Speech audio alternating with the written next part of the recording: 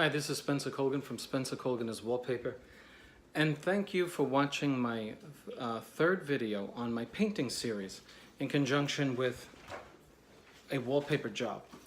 So this is video number 3, and this one is how to cut a straight line.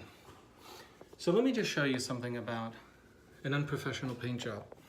Take a look in the corner there. You see all that unevenness of the brown paint up against the ceiling? Now, we're only painting the walls here, and so we have to make this look straight. And the way we're going to do it is to fill in all the crookedness and create the illusion that it's perfectly straight. And we're going to use this blank white wall to do that. Just follow me. Maybe the cameraman can hold this for me. What do you think? If you can just hold it up, I'll tell you if I'm in the, exactly. Okay, you could get a little closer. Exactly. This is a good color paint to do this with so that you can see the dramatic change in what we're about to do. See, I'm going to bring my paint up onto the ceiling because the guy who did the brown painted the ceiling. If I don't bring the blue onto the ceiling, I'm going to have a perfectly straight line the way it should have been originally, and I'm going to have the brown paint showing. So this is what professional painters do. If the people don't want the ceiling painted, that's fine. So we have to do the next best thing and to make it look right. And the way to do that is to simply fill in where the last painter failed. And sometimes that means bringing it onto the ceiling, but in such a way as you don't see it. The trick of this is actually moving faster than slower. If you go too slow, your hand will suffer from the natural movement that a human hand suffers from, and it'll actually go up onto the ceiling. But your hand tends to stay straight if you move it quicker.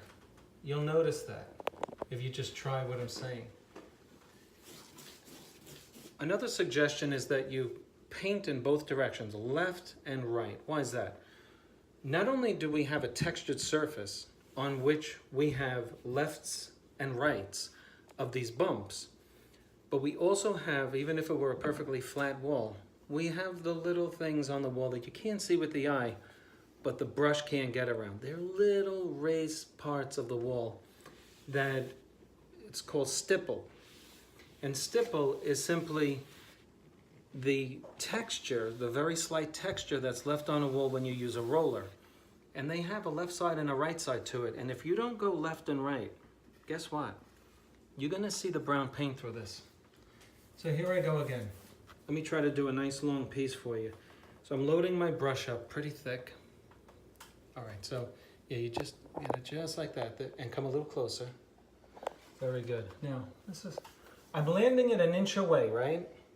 If I go too close, now I have to get all of that excess paint away from the ceiling, right? I'd rather go toward the ceiling than pull away from it. I'm holding onto the closet. My body is completely in a position where I can do this quickly. So I'm putting my body weight on this closet, which you can't see right in front of me. I'm holding onto it, and I have complete control over my hand. All right, one more way. You can see this is going to need another thick coat. Now, how does that line look? Let's bring you up close. Check that out.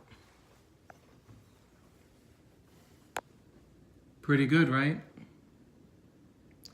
Don't be afraid to bring the paint up onto your ceiling. That's the name of the game here. When you're dealing with unprofessional paint jobs, you have to compensate by playing their game, by bringing the paint onto the ceiling, but by filling in all of the imperfections along the way. This is Spencer Colgan from Spencer Colgan is Wallpaper. Thanks for watching my painting series. We'll see you on the next one. Please click on like and subscribe.